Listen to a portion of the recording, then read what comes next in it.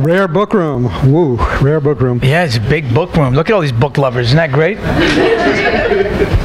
I love people who read, especially my book, but who read in general. You know, John, how did you come to create this graphic novel? In other words, how do you sit there and say, you know what, the HBO special and the show, it's going to work illustrated? How did you come to that conclusion? Well, I guess a little bit of the failure of my previous plays in print. I just felt, I just felt like people really, I grew up reading plays. That's how I kind of learned how to read and educated myself, was through plays. Strangely enough, you know, Long Day's Journey to Night, Arthur Miller, and you know, all the great plays, Tennessee Williams. But you know, so I grew up used to reading play format. But then when you publish it, people don't know how to read screenplays, and I don't blame them. So it was hard to read. So I was going, how can they? I want them to enjoy the printed word as much as they did the live show, because I put a lot of effort in writing these goddamn things. And I want people to enjoy the written material of it. So I happened to see this incredible graphic novel called Persepolis about this young woman from Iran during the Iranian Revolution who tells her story. And it was so beautifully told, so touching. And I felt like, wow, Ghetto Klown, of all my plays, has some similarities in it. You know, there's a lot of characters, there's a lot of scenes, it travels through a lot of the 70s, the 80s, 90s, so many different people, and I thought this one would be really easy to enjoy as a graphic novel. Yeah, I mean, there's an Odyssey-like quality to it, where there's a great travel, there's a great journey through many different periods. How did you sit down with the artists?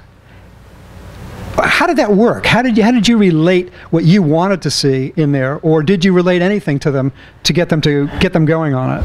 Krista, Seamus, you want to speak on that, or?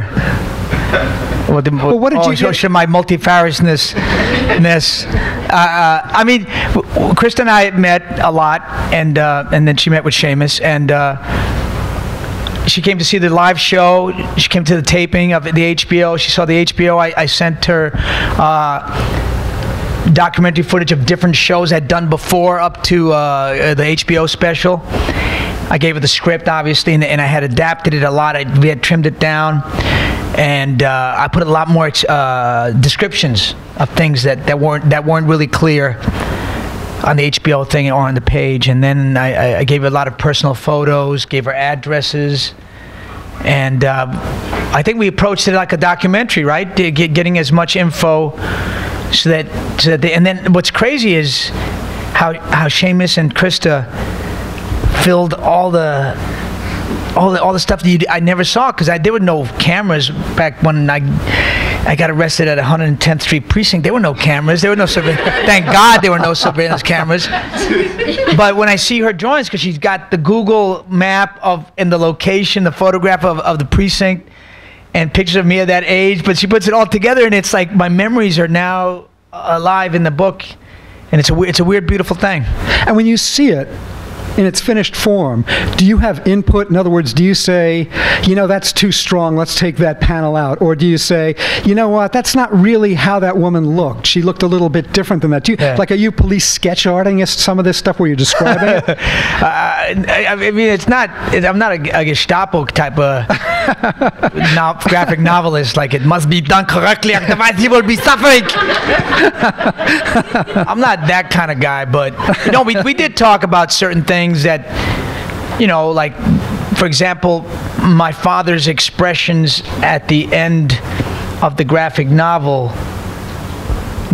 they had, Seamus and Krista had a different opinion of how that was rendered, and I had a different opinion as to how I experienced it. So we debated it, and I won. So maybe I am a little Gestapo-ish.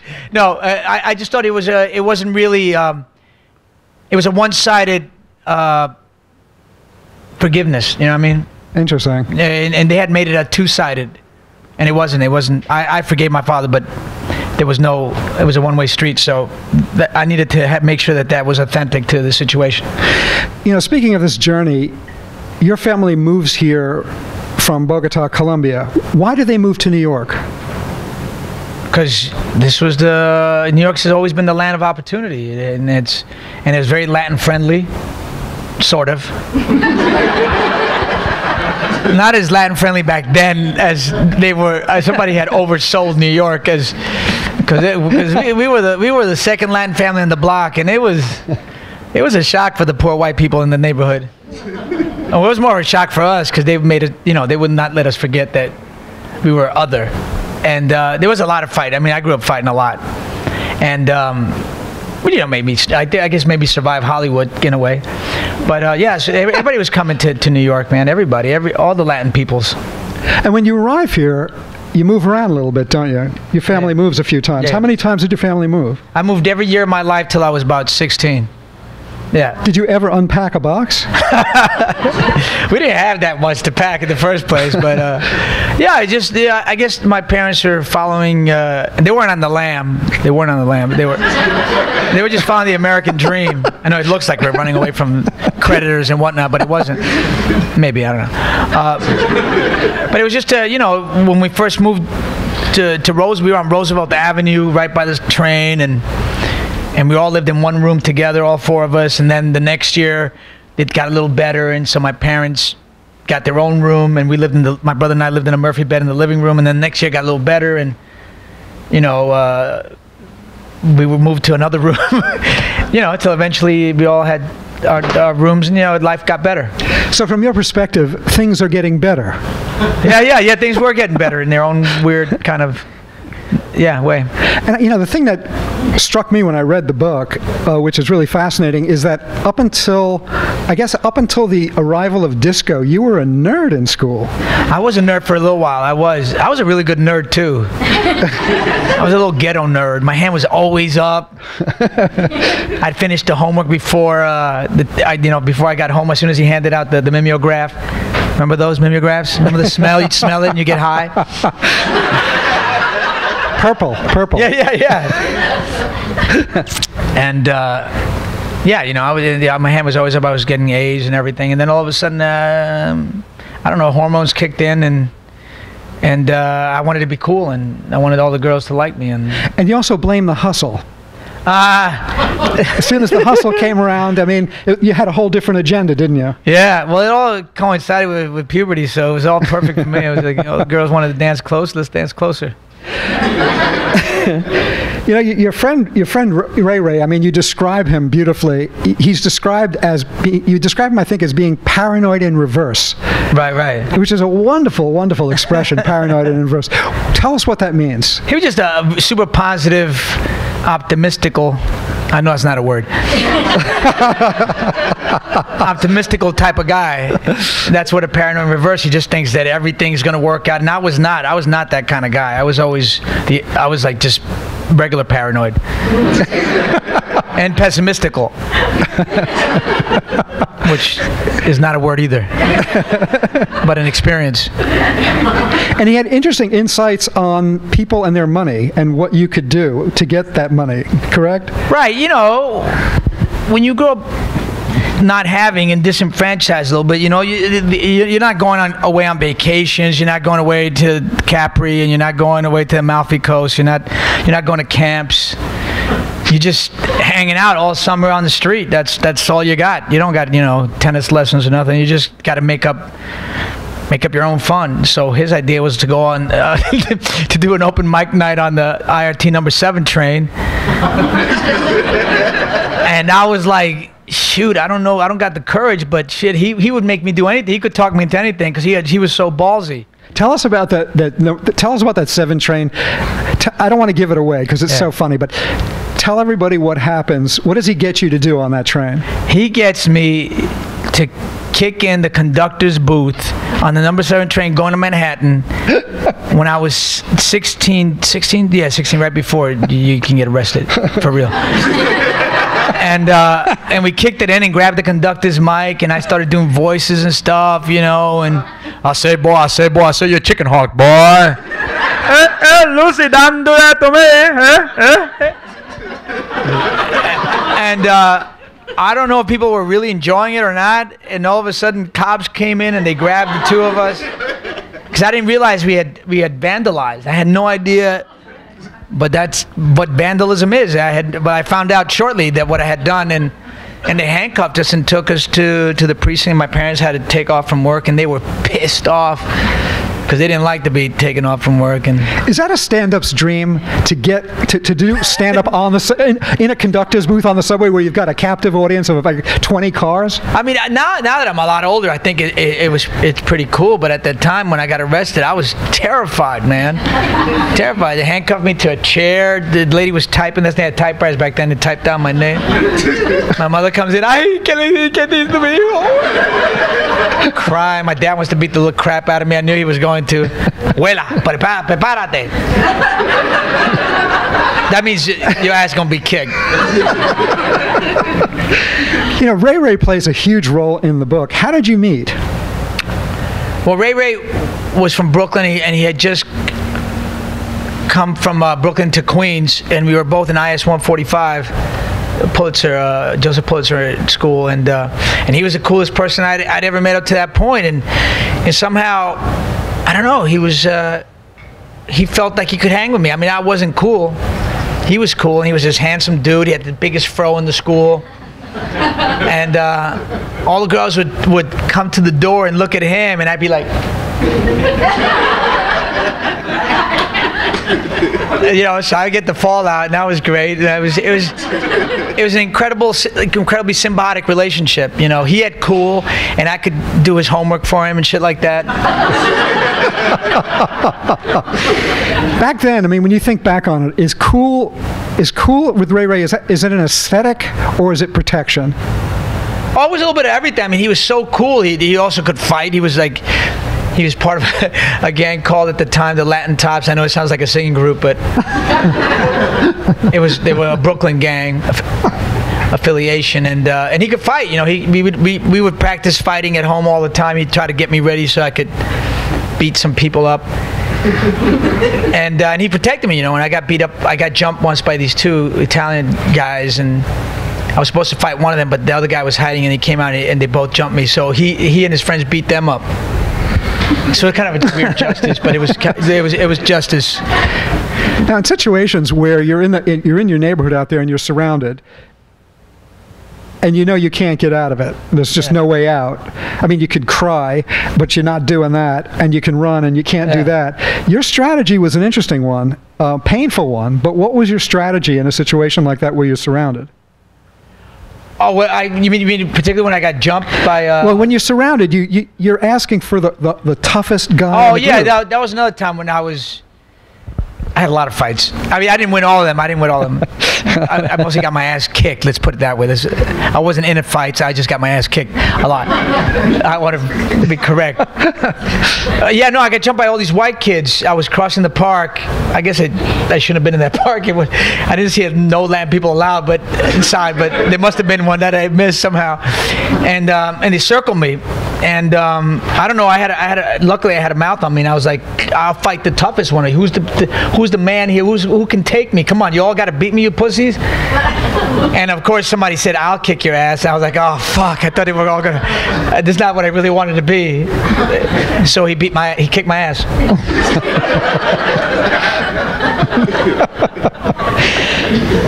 You know, after I thought it was supposed to scare them away. You know?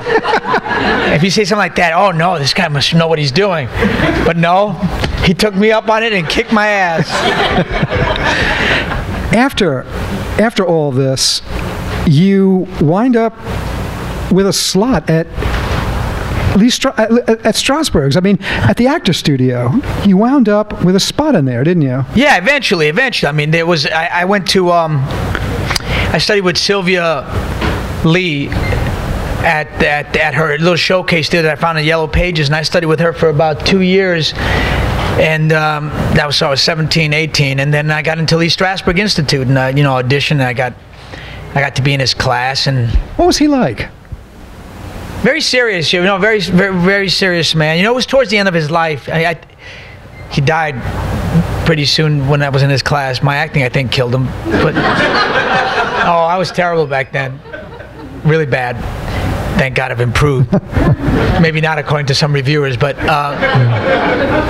yeah, he was a very serious man. You know, he just go around. Everybody's doing a different method exercise. You know, sensorial memory, overall sensations, emotional memory, all these exercises, and he would correct people. You know, and he had like a little breathing problem thing. He'd go like that and go, all right, let me see what you're doing. That's not good. Go, all right, you try a little harder. And he'd go around doing that. And I was in his class, and I just felt like I've been touched by, you know, one of the greats, one of the guys who really changed acting in America to something much more real, vital, and important.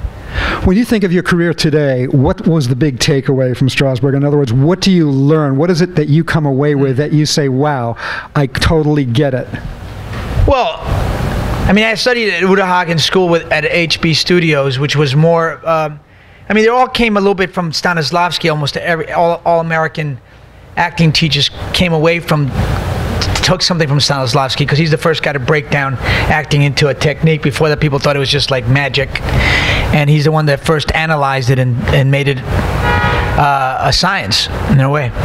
And so Uta Hagen's was more intellectual. It was more previous circumstances and your backstory and intentions, and Strasberg was more impulsive, more intuitive, more I mean, I don't know, it felt like Strasberg really opened up my imagination for me, which really helped me with my one-man shows, because you learn to be in your head, sort of, and then sometimes imagine people that aren't there. So when I'm on stage, I don't feel like I'm alone. I have all these people that I'm creating imaginatively because of Strasberg's method. So I don't feel alone up there. And I think people sometimes, I mean, the biggest compliment is when people say that they didn't see me alone on stage. They saw all the people and the places that I was talking about. And sometimes they didn't see me. They saw the characters that I was playing. And I think that's when I feel like I've done my work really well. And when you're you know, doing that as a craft, yeah, are you ever sort of thinking to yourself, this is the transition point? In other words, when do you start becoming who you are today? When do you start channeling the honesty and the actuality of your lifespan? In other words, at what point, who triggers that? Who tells you, you know what, just be yourself? I think it was a slow process, because I mean, Mama Mouth was about people in my first one-man show was about people in my neighborhood, and then Spikrama was my family in disguise, and then by Freak it was just my life, you know, and it was and then at that point I stayed on that tip, sort of just talking about my personal life and digging deeper, because I think when I first started out acting, I always wanted to be something that I wasn't, kind of like running away from myself a little bit. And then as I've gotten older, I want to play things that are closer to me. Do Al Pacino's eyes still haunt you? I hope so, man. He's one of the greatest actors ever, and to be on screen with him was an incredible experience. Tell us about Carlito's Way, because I think everybody in here loves you in that, right? Yeah, it's what happens there? In other words, there's a lot of fire, there's a lot of energy going on. Oh yeah. How does it ramp up to that point? Well, I mean, Benny Blanco, I mean, the whole movie is based on true experiences by Judge Edwin Torres, who grew up in Spanish Harlem. And, oh, there's Judge Torres right there, who wrote Carlito's.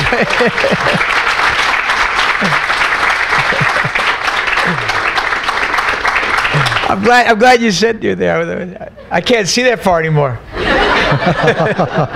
Good to see you. Yeah. Thank you for writing that great piece of work, that great piece of art. See, he wrote a novel, right? It was a novel first, and then your other novel was After Hours, right? Q&A. Yeah.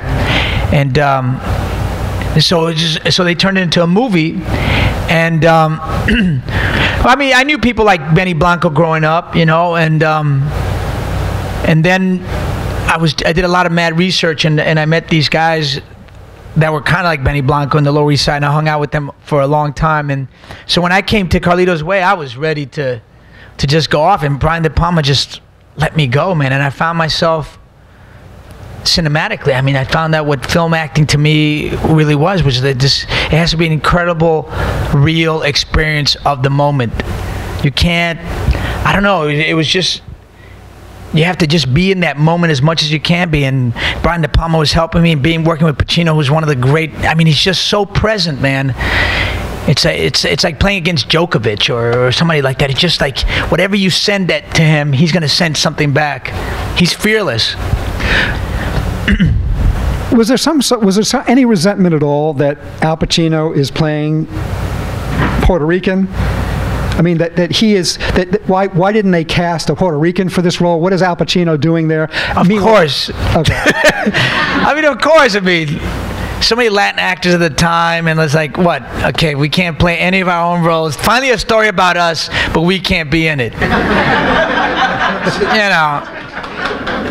Of course, all the actors have resentment towards him, but he's still one of the greats, and if anybody's going to steal roles from us, it might as well be him. He's the greatest ever, you know. At what point, working with him on that scene in the restaurant, do you say to yourself, oh my God, this is a whole different level of acting here? Oh, yeah. I mean, right away, man. Right away, it's like, I was improvising all this crazy shit, and the man was just there, and he was just taking everything in. I mean, you could see in his eyes, you could feel the energy that he's just so present. You know, a lot of actors, I don't want to denigrate anybody in particular, so I'll just lump them into a category.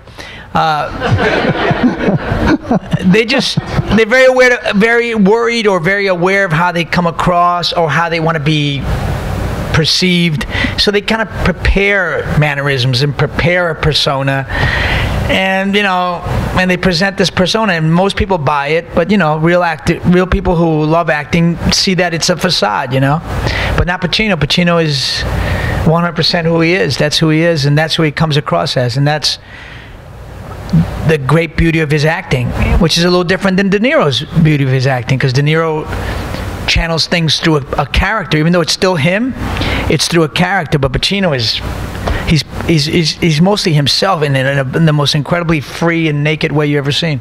It's almost as if De Palma wanted a pit bull fight. In other words, it seemed from the book that he was sort of like taking you on the side and just saying, just go for his throat, go at him, knowing that would create a lot of magic. De Palma loves tension like that. He loves setting people off. And he gets great acting that way. He did it in Carlito's Way. He would, what happened between me and Sean Penn, what happened between him and Michael J. Fox. There was a lot of stuff going on behind the scenes and people going at each other on camera. And he loves getting all that vitality. He feeds off of that.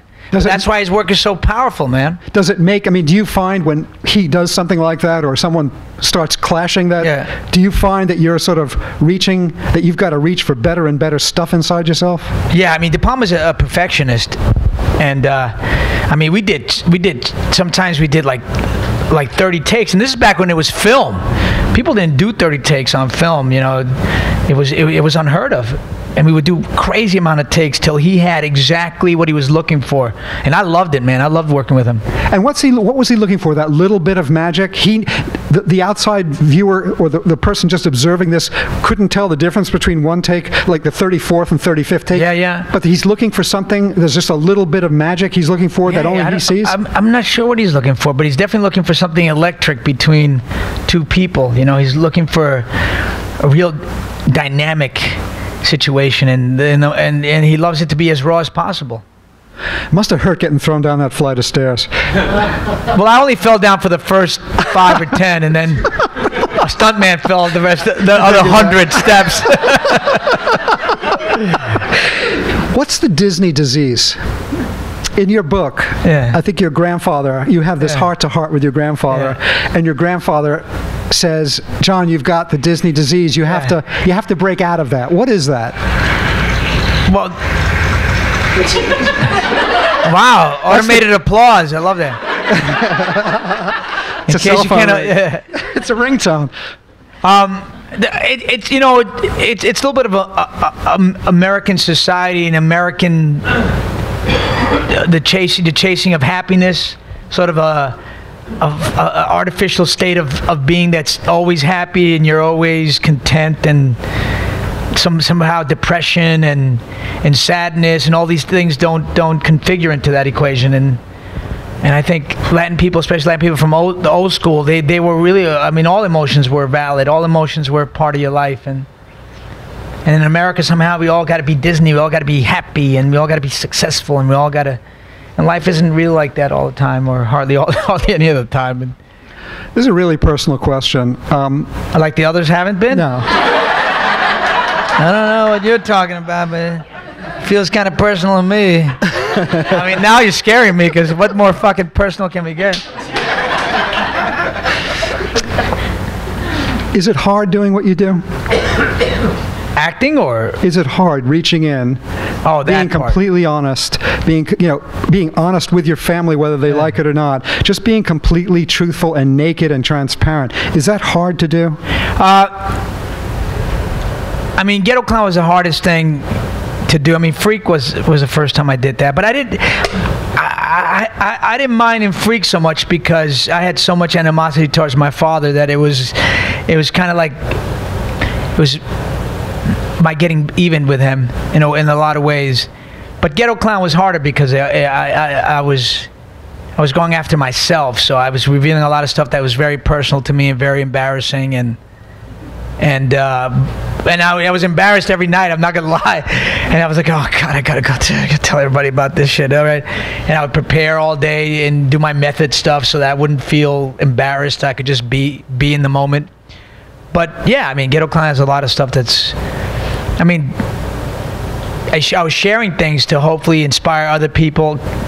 The way I did with Freak, lots of people come up to me in Freak and go, I grew up with a father like that. I grew up, and thanks to your book, it gave me the courage in my teen years to get through these moments. And I go, yes, that's what I want my work to be. That's what other great work was for me. Long Day's Journey to Night was that for me. Helped me understand where I was coming from, the dynamics of my messed up family, and it gave me the courage to go on. And that's what I want my work to do, is to help all those kids out there. And I was hoping Ghetto Klown would be that for a lot of artists who felt like quitting. And when I tour with the show, that's what a lot of dancers who were going to quit, writers, singers, actors, and they come to me, your book gave me a lot of confidence to keep trying. And I'm going, yeah, I'm so glad. That's what I wanted to give you, that somebody gave me before.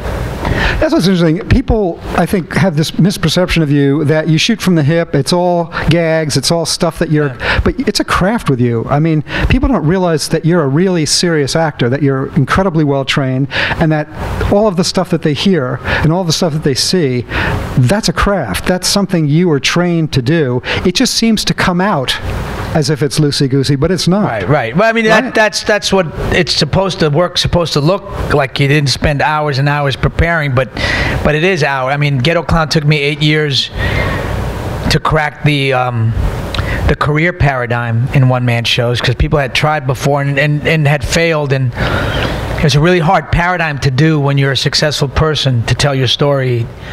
I don't know why, but it was very difficult to figure out how to make that a valid story, how to make that palatable to an audience and inspiring. And it took 8 years of a lot of trial and error, failure, and finally, hopefully, successful. How do you deal with stuff? I mean, in your business, you're on the line all the time. How do you deal with something when something isn't working out, or you're not achieving what you want to achieve?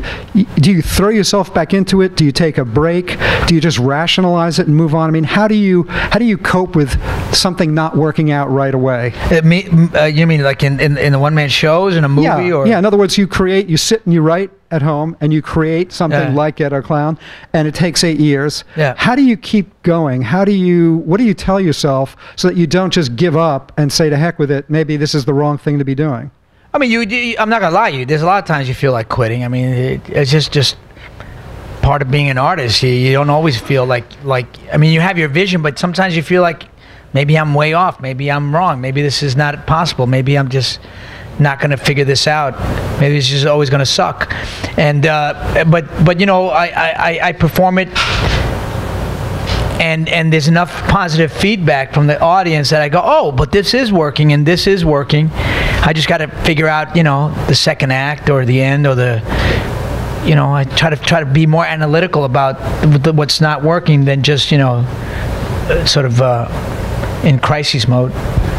I think once everybody reads the book, they're going to have this question, so I'll ask it. How did you get Justine to talk to you after you finished the show and after this book came out? In other words, she was sort of taken along for the transparent ride. Yeah, no, she's not. She was, you know, she's not going to read the book. She didn't like coming to see the play, and then when she would come to see the play, I would cut out a lot of sections that she was in. Why? So that she wouldn't be angrier. Angrier. She was going to be. I knew she was going to be angry, but you know, just to avoid angrier, I would just cut out the sections that would really infuriate her. So, and then when she left, I put them back in. So I told her, don't come see the show that often, so I could do the show that I need to do. And the same thing with the book. You know, it's better. She tells everybody that I'm a liar, and it's better for her that way. But deep down, isn't she used to this already? She was. No. I don't think anything prepares you to be sort of taken hostage into somebody else's, you know, telling stories. I don't think anybody's ever happy about that. I mean, my parents are always angry at me. My brother was angry at me. You know, my mom's the coolest one because I could always buy her. Yeah. Oh, you got me that apartment. Oh, thank you, Joe. I love your work. I always have.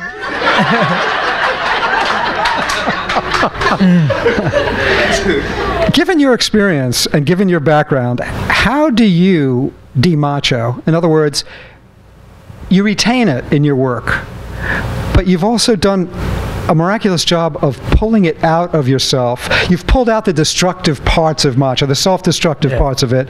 You sort of retain it for show. It's in the window of the store, but it's not really in the store, right? So how do you do that? How do you sort of dial it down? Therapy. I've been in therapy since I was 17 years old. They wouldn't let me back in my high school, Murray Bergtram, until I went to therapy. And so I had to go to 4 years of therapy while I was in Bergtram. And it was great. I'm glad they forced me to go. And I think it really saved me. It really, I think if without that, I don't think I would be here today at all. Is that how your drama career starts? Yeah, I mean, it's going to therapy that I figure out what I want to do, and it encourages me to be an actor, and then my math teacher on top of that. It was a lot. You know, when you come from such backgrounds as myself, I mean, without somebody intervening on your behalf and patting you on the back and saying you're worthwhile or you can do this or it's possible, it's really hard on your own when you come from a disenfranchised situation without mentors and people intervening on your behalf. It's really difficult for you to believe in yourself. I believe. I don't know. Anybody else have a different experience? Tell everybody what you're working on now, because you're working on a lot of exciting stuff. I'm working on John Wick 2. My part's a little bigger. My check's a lot bigger. So that's recompense. And I'm working on my Bloodline, the Netflix series, season 2, and my next one-man show, Latin History for Dummies. And that opens up at. Tell us a little bit about that.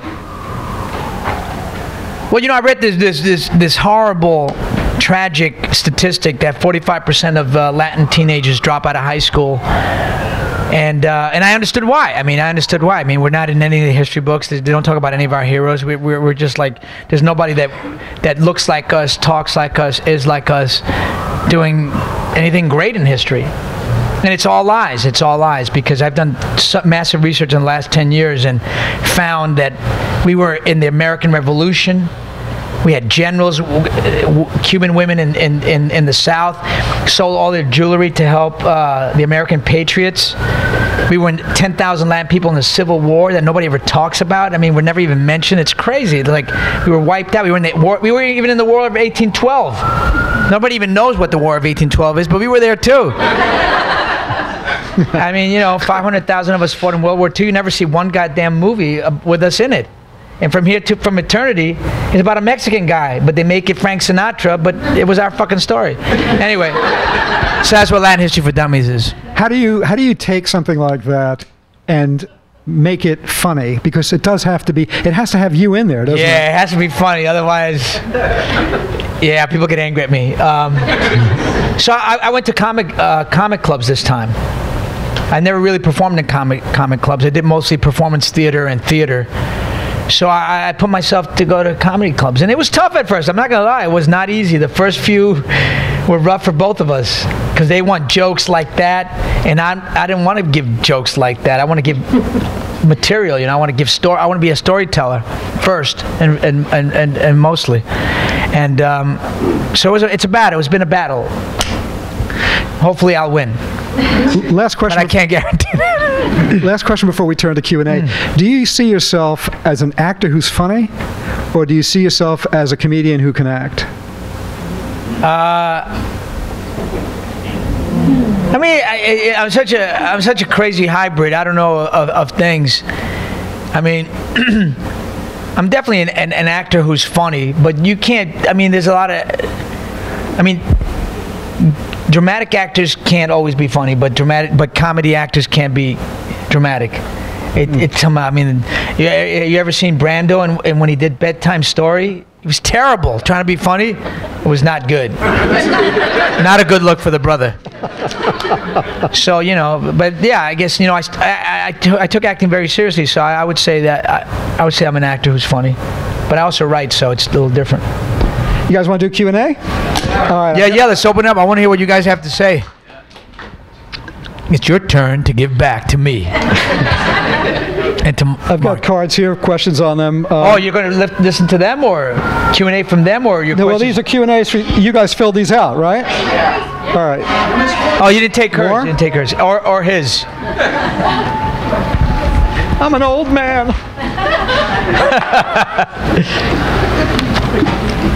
Marc is a jazz expert. You write articles for jazz magazines? Or I have a jazz blog that won the Jazz Journalists Association Award this year. Yeah, called jazzwax.com. That's so cool. Who's your favorite jazz musician? Do you have a favorite? Depends on the instrument. Oh, wow. Good answer? Yeah, goddamn good answer. Hey, this is about you. No, we're going to change this around now. I'm going to ask you a lot of questions. A Brian De Palma question. Did Brian De Palma see your show? And if so, did you get to talk to him, and what did he think? Well, he's still talking to me, so I guess he didn't see the show.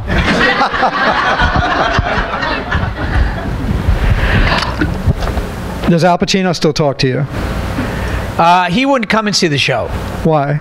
Because Harvey Keitel came to see the show and said, "This is fantastic. It's wonderful." Al can't see this. Wow. So Al never saw it. There's a lot of stuff goes on behind the scenes. I'm telling way too much, but... is there any movie role you auditioned for and didn't get that made you really mad, and you went, and I'm going to try to do this, and you went, ah! If so, please do tell. This is from Catherine. I mean, yeah, there was a lot of stuff. I was up for Collateral, the Jamie Foxx and Tom Cruise movie, and I had 4 callbacks, and I don't know, I got worse and worse at every callback instead of better and better. I guess that's why I didn't get it. And I went, ah! From Harold O. What motivated you to pursue the part of Pablo Escobar for the upcoming film El Patron? Did I roll the R's well? Yeah, very good. Good trilling of the R's. Well, the movie's still in development. It was at Relativity, and Relativity it went bankrupt, so we have a lot of issues with that.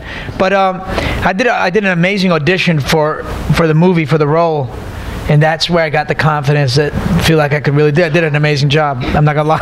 I'm gonna pat myself on the back for that one. When does that come out? Oh no, I told you. I just did the audition. I got the part, and then Relativity went bankrupt. Well, in the can. I know. Oh. That's too bad, John. Where do bankrupt films go to rest? Are they on a is it on a shelf? All that stuff is on a shelf somewhere? I don't know what happens, man. Wow. I've never been in that situation before. Not, I'll have to talk to a lawyer. Oh, right, fund the sucker. I'm going to try to... Hopefully you'll get some benefits out of that. When you look back on how your family took your honest perspective of them as a slight, would you do it again? And do you think the benefit of it being authentic, cathartic, and connecting with audiences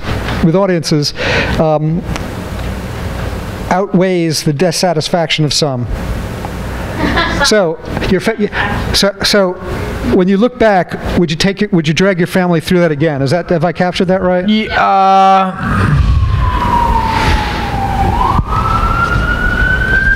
I mean, I had to do it. I mean, my therapist put it that artists take traumatic experiences and put it in their work to try to play God with it. You get control over your traumas.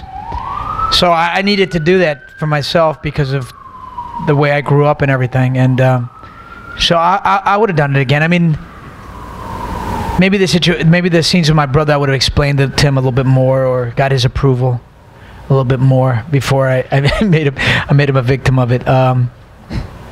Yeah, I mean, other artists deal with it better because they hide. Every artist uses his own personal life and his own material, but they hide it. They fictionalize it, which is the safer way to do it. And I wish I had done it that way, but it didn't come out of me that way. You know, I had to give real names and name the names and the locations and the situations, and I had to do it for some weird reason. I'm not sure why. Any actors in here? Oh, she has a question, but you didn't write it down. What do you want to do? Okay, well, here's the actor question. What's the best advice you can give to an actor who is a minority and can't afford to study? Oh, wow. Study with a great teacher, I would assume. Yeah, because that's the best way to make it as any actor, is to study with the greatest teachers ever.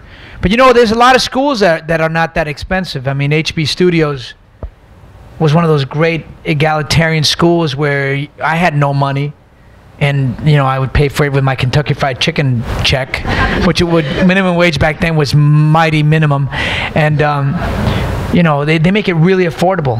I mean, there's a lot of people in the class, but you get to learn. I mean, there are those schools that you can go to. I was going to say, what can actors here do today? In other words, if you're starting out today, what can they do to get that? Well, you got to study, man. All the great actors have studied. They didn't just spontaneously appear out of nowhere or just had talent. No, Brando worked his ass off. Studied with Stella Adler, studied with Strasberg, studied with everybody. Pacino did, James Dean did, De Niro studied with Stella Adler as well. I mean, all great actors have studied their asses off. So, how do you avoid overstudying? In other words, is it possible to sort of study too much? No. How can you do anything too? I don't know. How can you be too good? I mean, you can study to the point where everything becomes almost robotic, where you're thinking back to the. No, because acting. You lose yourself. No, because acting teachers help you to find yourself. It's like therapy. I mean, they help you find yourself and get rid of all the baggage, all the BS, all the fakery. I mean, they don't put up with that. They're the ones that keep you honest. I mean, that's my opinion. You know, it's all my opinion, so take it with a grain of salt. As far as authors go, who are your big influences? Well, you know, plays saved my life, so I got to say a lot of my great authors were playwrights, and I got to say Eugene O'Neill is one of my favorite, because I always felt like I was imitating his work more than anything. Long Day's Journey to Night and Design Under the Elms, Moon for the Misbegotten. I love his work. And Sam Shepard, I think he writes electric brother relationships, and of course Arthur Miller. I mean, we had such great American playwrights. What about Arthur Miller that hits you? I think mostly because he came to see my first play. No, I'm serious. I mean, wow. No. Why did he come to see my play? No, I said, wow, that's cool. Oh yeah. I don't know why he came to see me. Why? Why did he come? There is no answer to that question. But no, I think Arthur Miller, I mean, Death of a Salesman, it's even though it's about a Jewish family, I feel like it's so universal that it could be anybody's family, any ethnic group, any minority. He just really tapped into, I don't know, I don't know how to explain it, but it's a, even though it's about a Jewish family, I feel like it's so universal that it could be anybody's family, any ethnic group, any minority. He just really tapped into, I don't know how to explain it, but it's a, even though it's about a Jewish family, any ethnic group, any minority. He just really tapped into the American dream gone wrong, you know, the failure of the American dream, and what happens to all the people who don't achieve. I think he just caught that, and it's an American symptom. You seem like a love... Well, Charlie, is that right? Thank you. Yeah. You seem like a love expert. What would be your one piece of advice? Obviously, they haven't seen my sex tape. No, I'm kidding. What would be your one piece of advice to our generation about love? Actually, it's actually a nice question. Yeah, it is. It is. It starts off kind of funky, Sweet. but it's a trick question. Now I have to give a trick answer. It's interesting because I mean I have teenagers at home, so you know I talk to them about love and sex, and try to make sex more about love than sex. You know, I don't know. I mean, I feel like love is an incredible thing, and I've always been an addict to love. I love being in love, and it always fed me my whole life. And I loved having the best woman in my life, my soulmate. I mean, I don't know if I made that happen or she made it happen, but we lucked out. And love is trying, man. I mean, we were always trying, and that always makes me fall in love with her, and I know that makes her fall in love with me, that I'm trying to make it better for her, you know, and she's trying to make it better for me. Always, we're always trying to be better for each other. I'm laughing because I'm thinking back on the book. There's several panels, several points along the way. You say, you know, I gave her earrings, and you say, because I'm cheap. She loves that I'm cheap. She loves that about me. That's love, when somebody loves that you're cheap. There's your answer. I think cheap is a virtue anyway. Fuck that. Question on the Mets. All right. We lost. Yeah, let's not bring the energy down. Come on. Next year? Yeah. We got next year. David Wright, though. I don't know. I love David Wright, but... And Cepedes, I mean... We had bases loaded. Am I wrong? When there are 2 outs and he gets hit by that foul ball and he stays in, I would have been faking that. I'd be like, oh my God, and get him out of there and put somebody like Murphy in. Oh, I don't know. That was painful. What's the best advice you can offer young Latinos today on reaching their goals and aspiring to be the best they can be? And I don't know whether that's advice that's just for Latinos or almost anybody who's aspiring to be better, but what would you say there? Yeah, I mean, being Latin definitely has, we have our great pluses and our great minuses, mostly inflicted on us, the minuses. I mean, you got to find some kind of support system and a belief system that helps you get through American culture.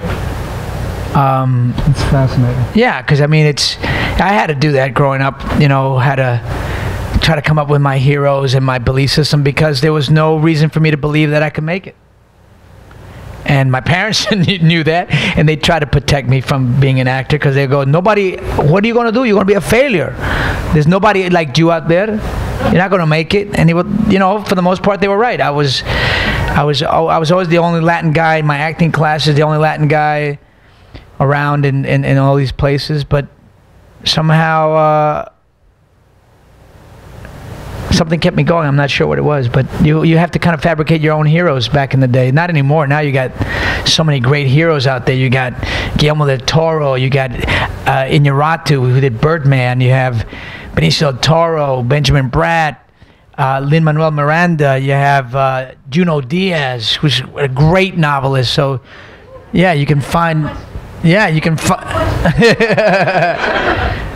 are so many great idols now that we have, you know, and now that the dam has been broken, there's going to be so many more of us, because there was always great Latin talent. It was just really difficult. A friend of mine did this test 15 years ago, and she took a picture of herself. She's a publicist, but she did as an actress just to test it out. And she put one with a Latin name and one with an American nondescript name. And the Latin picture, it was the same face, very ethnic looking lady. And the one with the Latin name got no callbacks, and the one with the American name got callbacks. So it was like, wow. that, you know, that's a little bit of an uphill battle you got, but you can't let that bring you down either. John Leguizamo. Yeah.